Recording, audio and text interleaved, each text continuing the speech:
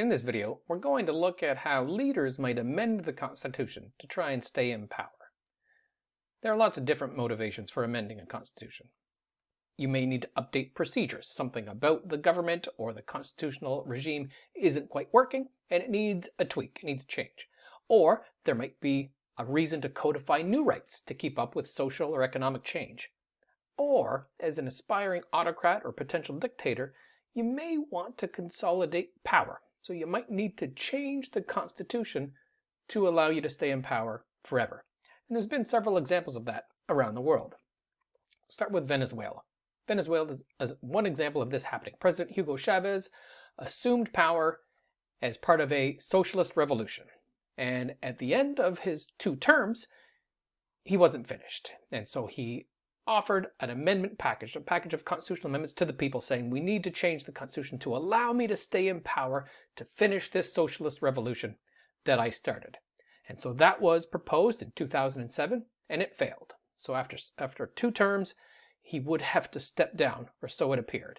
But a second package of constitutional amendments was put forward after that, and this time it passed.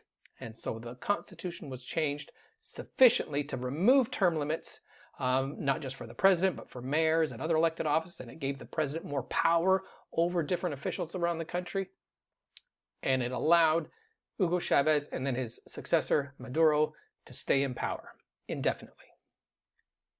Another example was in Russia. Vladimir Putin, who assumed the presidency after Boris Yeltsin, tried to do something similar. His first took power in 2000 under a 4-year term, served a second 4-year term beginning in 2004, but bumped up against the limits of the Russian Constitution. It said you can't serve 2 terms in a row. So what Vladimir Putin did was look for a successor, somebody else that he could feel confident in continuing the country in the same direction, or at least the direction that he desired. So we got his workout buddy, Dmitry Medvedev, to serve as president. And the first thing Medvedev did was appoint Vladimir Putin as the prime minister. So even though he was technically out of power, he was still very much in the power, in the centers of power, and exercised a lot of control over the Russian state. Now, while Medvedev was in power, there was an attempt to change the Constitution. Again, presidents can only serve 2 terms in a row, so Putin could conceivably come back to power. What this change did, this package of constitutional amendments, it changed the presidential term from 4 years to 6 years. So it made the term longer, and for the state legislatures as well in the Duma. So after the switcheroo with his buddy Medvedev, President Vladimir Putin returned to the presidency and appointed Medvedev to the prime ministership and was able to serve 2 consecutive 6-year terms. So now we've got a pretty long stretch of Vladimir Putin being in power. But then we've reached the end. So we've reached the end. Maybe they would need to orchestrate some kind of other switcheroo, or maybe they could just change the Constitution. So in 2020, a package of constitutional amendments was introduced again to remove the words "in a row." So basically saying we don't need to do that in a row thing. It's a 2-term limit.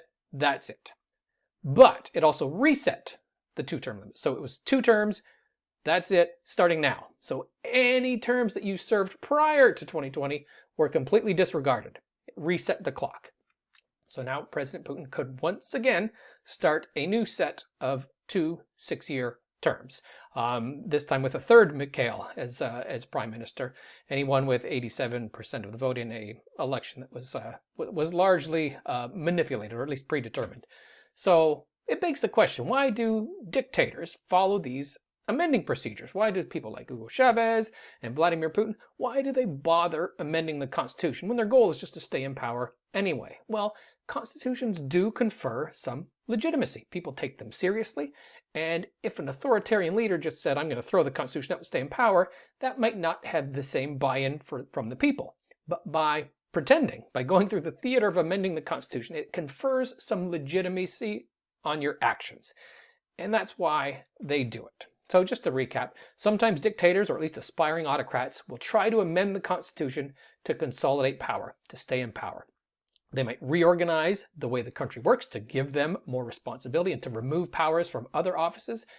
They might give themselves longer terms, or they might try and abolish term limits altogether. And Venezuela and Russia were two excellent examples of that in action.